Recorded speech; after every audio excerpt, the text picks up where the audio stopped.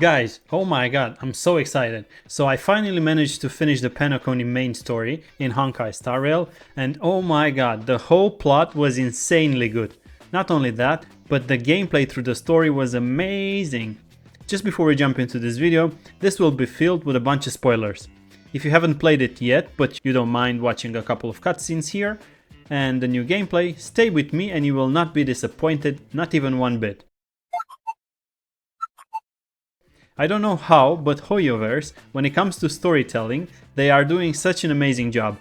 Ever since I've discovered Honkai Star Rail, I was truly hooked into their story. And it's really fun the way they connect it with the gameplay, well, especially in the latest version. But PENACONY update is on another level. I pulled so many characters just because I love their lore, like Acheron and my 13-year-old man Gallagher.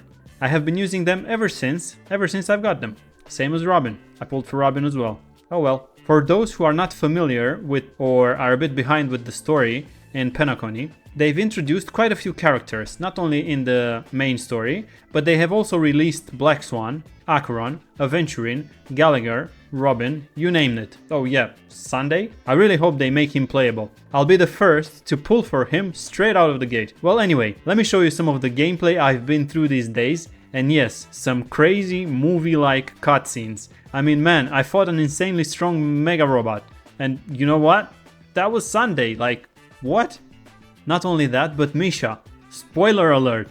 Misha was the watchmaker all along. Insane plot. Did you play through the main story? What was your favorite part so far? Let's stop here for a sec because I'm making no sense. The story starts with Dan Heng being held at gunpoint by Boothill. Oh yes. He's just a couple of days left until we can pull for him. So yeah, Boothill actually wanted to hijack the train to take him to the PENACONY. But little Dan Heng managed to get out of the situation and kinda get friends with him. Later on, the Charmony festival happens and the Harmony Trailblazer meets Firefly, rest in peace, or not, she's alive, sort of. And all this happened only because Acheron used her domain expansion jutsu to rip open through the universe, so she can later on be confronted by Boothill at gunpoint, again, same as previously, not in Bibitur, nay, not Dragon, never used normal, Dan Heng was. Guys, you just go and play the story, it might make more sense for you that way. So yeah, later on, after I play through all that, most of the time in the Dreamland, Misha joins the story and shows more on who he is, or at least remembers with my help, or at least that's what I think. And in the end, he gave me a hat, and my Trailblazer became Imaginary Harmony. That was amazing. And yes, that's when I learned he was indeed the watchmaker, unless I got it all wrong. But what I do remember is that my favorite part was the climax and the end when I had to fight the Great Septimus after an amazing Acheron cinematic. I am so really glad and thankful that they've added this as the new Echo of War boss. I've been spamming it every Monday. I just love the fight too much. Here's a bit of footage from the boss fight. Surge. Quick. We will never choose to run. I'll see you off. I'll go easy this time. Set a storm. Play. Can you find the answer? Heaven surge. Rise. Before I end up the video, I want to also talk a bit about 2.3 as it is around the corner.